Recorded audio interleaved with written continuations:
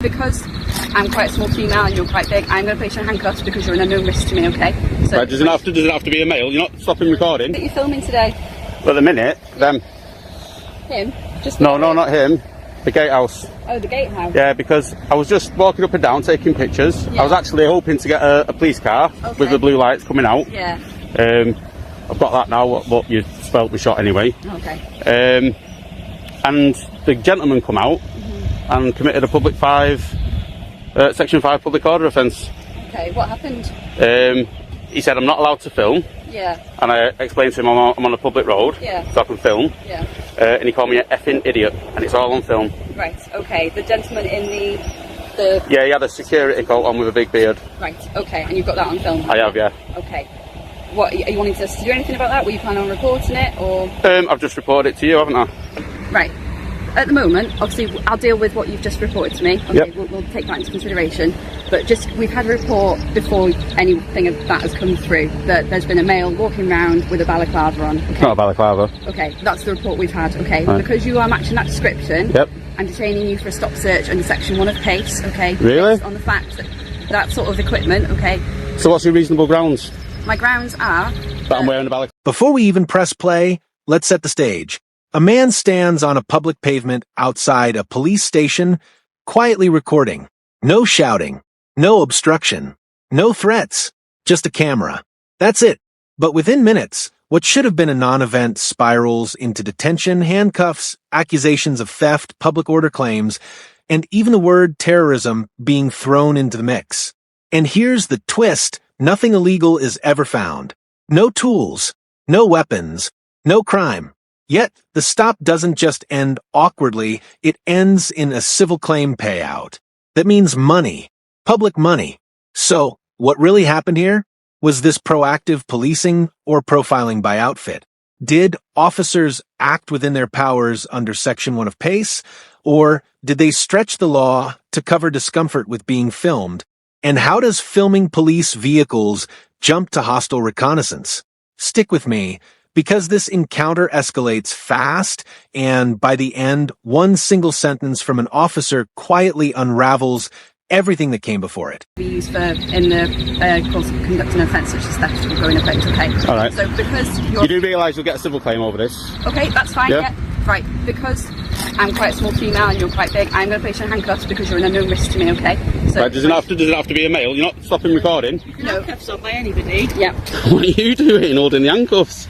I'm doing like that, holding handcuffs. I need an explanation. Well, it does. Look at your nails, you nearly scratched me with them. Used as a weapon, can't they? Can they? So what, when I'm in handcuffs? Yes. I can assure you now I'm going to cooperate. I don't agree to the search and I don't consent to the search, I'll make that clear. You don't have to consent to it, okay? I've detained you in Section 1 of PACE, you don't have to agree to it, it's yeah, a voluntary thing, okay? Right, will you want a copy of the stop search record? Yes, I will. Sorry, can you hold them for me while I just... Let's slow this down, because this is where the legal mechanics matter. Section 1 of PACE isn't a vibe. It isn't "you look suspicious." It requires reasonable grounds based on objective facts. That means officers must link the person, the behavior, and the suspected offense together in a way that makes sense. Right now, what do we have? A man filming, a face covering, and a vague reference to theft. No report of a break-in. No intelligence about tools. No observed attempt to enter property. Just clothing. Ask yourself this. If wearing a face covering outside a police station automatically justifies a search, where does that stop? Would a hoodie be enough? A backpack? Sunglasses? If the threshold is appearance alone, then the power becomes limitless. And that's exactly why courts scrutinize these stops so carefully. Covering. Okay. That's the offence. What's your name, sorry, just so I can... I don't give my name. Okay. So I need it to complete the form, and also if you want to process your complaint about the public order thing, I'll need your details anyway. Right. You can just call me FT. FT, okay. I'm going to need more than that if you want me to deal with that complaint. No. Because I can't deal with that. So you don't want to make a complaint about the Section 5 public order offence? Because you would need to give your details as a victim. Alright, so if there's a murder and the person's dead, how do they make a complaint? Do they give their name? I don't think so. That's quite a different situation. Is it? And we generally identify. Right, we're getting on with this search. We've got better things to do than stand here talking around to you muppets. You didn't have much better things to do because you were standing here filming, weren't you? You have the grounds to search, explain to you and everything. Well, yeah, apparently they're looking for, what is it you're looking for? Crowbars? That can be used in the identifier. Wow. Been detained in section 1 of case PC 3096. I'm policing from here, this police station here, Fly Police Station. Congratulations.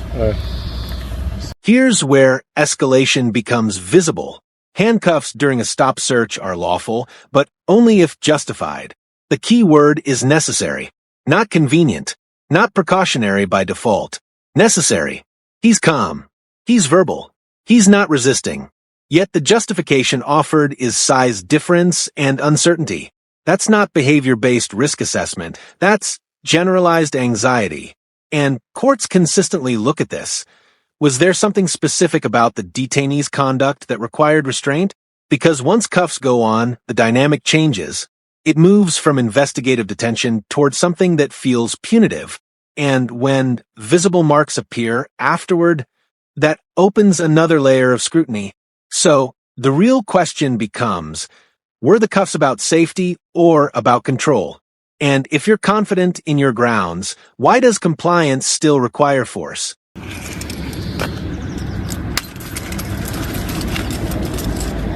So you can witness the markings on my hand? Yep. I'll go towards the, Thank you. 1, 2, 3, 4 police cars. 1, 2, 3, 4, 5, 6 police officers. We all constables. No detectives here, is there? No inspectors. Couldn't detect anything, could they?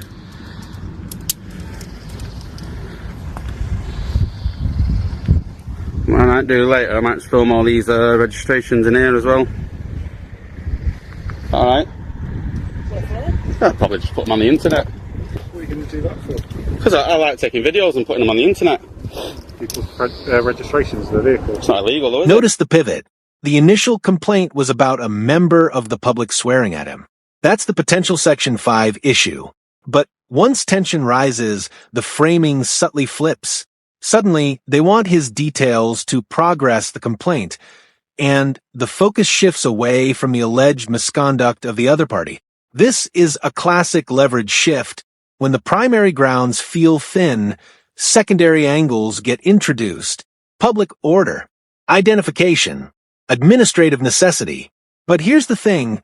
Reporting something doesn't automatically obligate you to surrender personal data unless legally required. The power to demand details must stand on its own legal footing.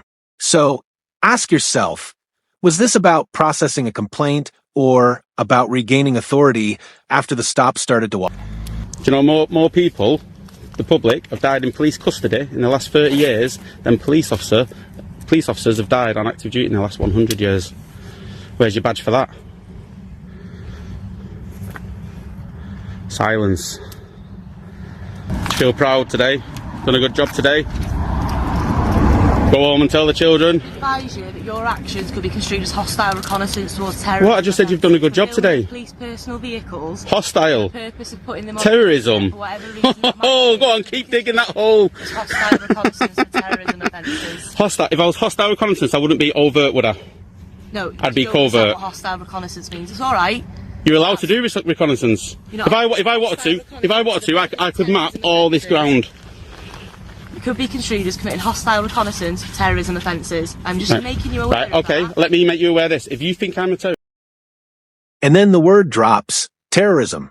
Hostile reconnaissance. Those aren't casual phrases. They carry enormous weight. But listen carefully. There's no intelligence cited, no briefing reference, no operational context. Just a camera and discomfort. When powerful legal language is used loosely, it does two things. First, it attempts to escalate the seriousness of the encounter. Second, it reframes the narrative from citizen filming to potential threat. But here's the logical fracture. If officers genuinely believed terrorism was in play, specialist units would be involved immediately. The fact that nothing beyond conversation happens tells you the label didn't match the reality. So, why introduce it at all? Was it precaution or pressure? And how often does heavy language get used simply to shut down scrutiny? Off your pop. Not talking to you anymore. Talk rubbish. You can be here just as much as you can be here. Oh, yeah, I know you can. But I can tell you to off your pop. Anybody filming? Yep. Yeah. Oh, you're supposed to tell me at the first available opportunity. Am I? As part of your policy. You don't even know your own policy. Oh, dear, dear, dear. Can you just inform him that if he swears at me again, I will press charges?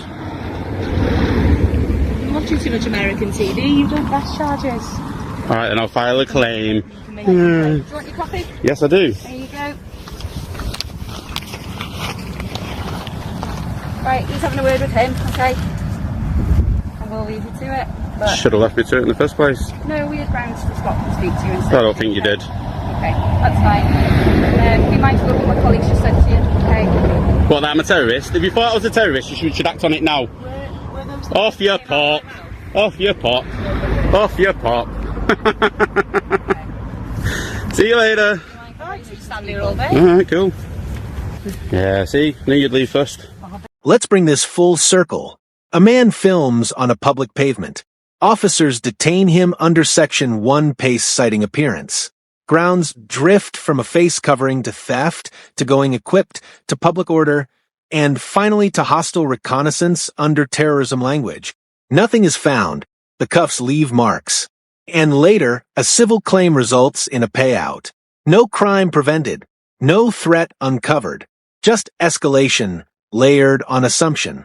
This case isn't about whether police can stop and search. They absolutely can when lawful grounds exist.